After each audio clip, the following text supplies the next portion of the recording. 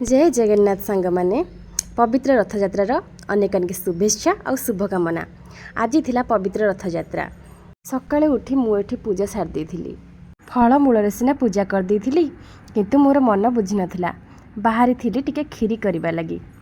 सेथिपाई मु घंटे पूर्व अरुआ चाउल को बतुरई देथिली। तापरे मु घिया टिके पकई तेजपत्र गुजराती पकई टिके भाजी नेथिली। सेथिरे चीनी को पकई टिके कैरामेलाइज करिथिली। चीनी आमर कैरामेलाइज हो सारानी। तो तापरे मु पकईथिली अरुआ चाउल को टिके गोळई नेथिली। गोळई सारिया पर ताजरे पानी देकी ताकू कभर कर नै जाइथिली 10 रु 15 मिनिट पई। एपटरे मु बसी नेथिली खीर फुटला पर ताकू काढी नेथिली।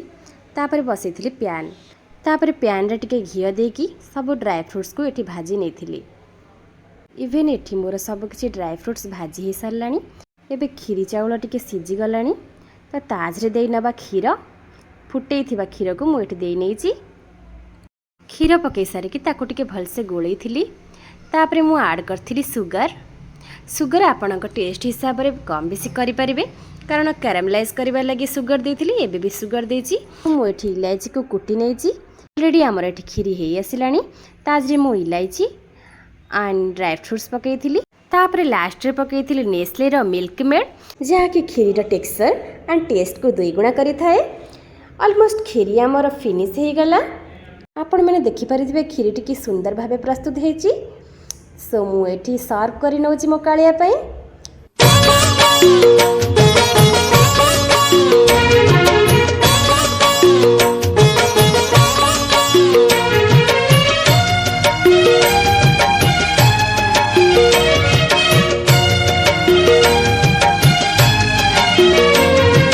महालक्ष्मी कहूछंती नंदी घोषकु आसीबनी आउ जमा आर रथकु।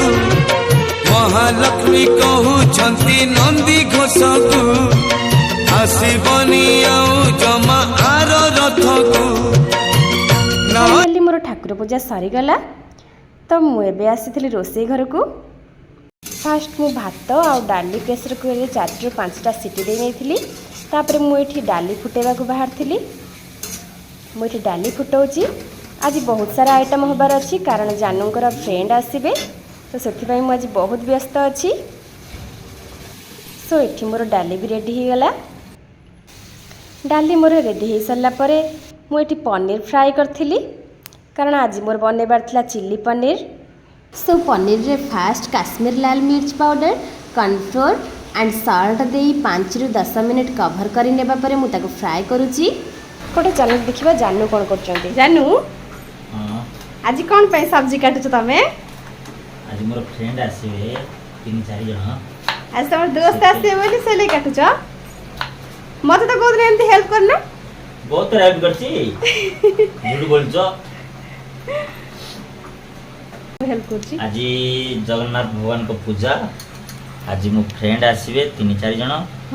बट से पे आज सब्जी कटा चलची, पूरी भी हबो और पनीर तड़का भी हबो और राइस भी हबो और दाल तड़का भी हबो और लड्डू बनिबो, समझ खाई। अच्छा ओके। आज मो धन कोन करछिन देखो, पूरी बनौचंती और मो फ्रेंड लोक आसीबे, ऑफिस स्टाफ आसीबे। से पे आज धन आज व्यस्त रछंती। बहुत सारा आइटम बनिबा। आज ये पनीर रखिचंती, ये पूरी छाणुचंती अबिका आ एपटरे भात सरी लानी। हां भात सरी आइची, डाली हे आइची, चिल्ली पनीर बाकी हबो आ पिठा हबो, पूरी छाणुची, तापरे बाइगन चिप्स हबो आ पापड़ छणा हबो। आउरे बहुत सारा रहलानी, डेरी लेट भी हे गलानी आज बहुत। तापरे आज टिके रथयात्रा थिला तो मु ठाकुर पई भी करथिली ना, खीरी टिके करथिली, भोग लगैथिली, सेति पई आज सब कुछ लेट हे गला। ओके से आसीबे बट अबिका नुहे, अबिका आधा घंटा टाइम अछि। बस से हिसाब रे प्रिपरेशन करो।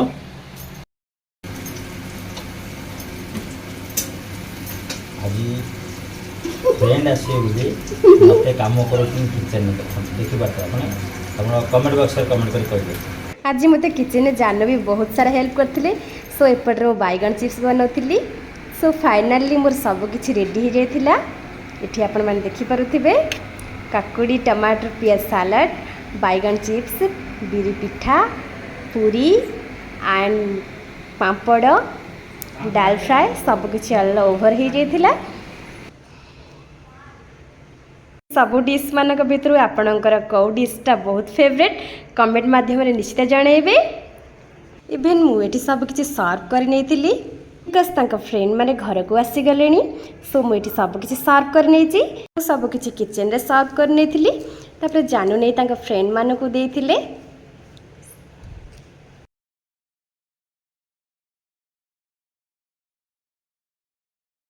चलते जानू मान फ्रेंड सह साक्षात करवा।